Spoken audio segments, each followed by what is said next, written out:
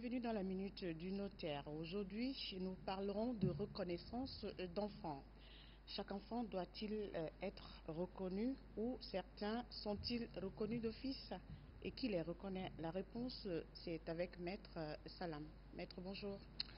Bonjour Madame Gosso, bonjour à nouveau à l'ORTB et bonjour à tous les téléspectateurs toujours. Qu'est-ce que c'est que ce thème de la reconnaissance d'enfants?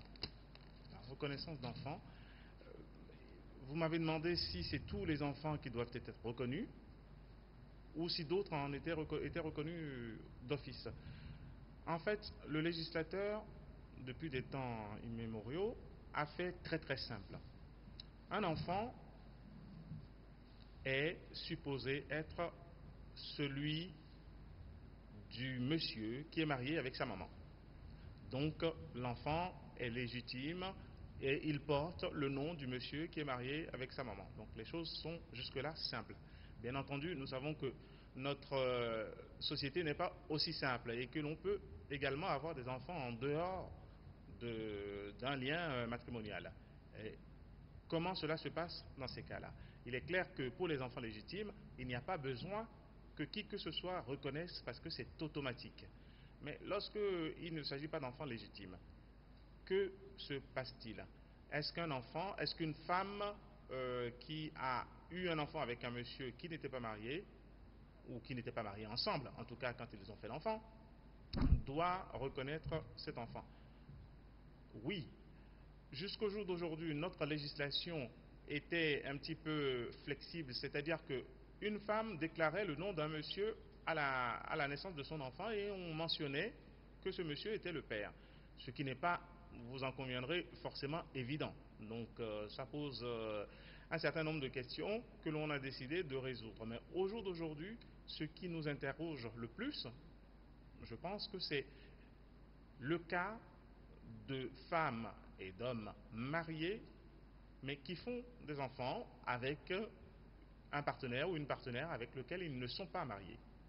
Comment cela se passe? Comment peut-on reconnaître un tel enfant?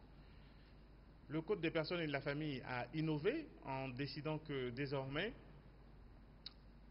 le conjoint qui a eu un tel enfant en dehors, enfin sans son partenaire officiel ou sans sa partenaire officielle, doit au préalable, doit avant la reconnaissance de l'enfant, informer son autre conjoint, son conjoint officiel, que oui, j'ai fait un enfant avec une autre femme.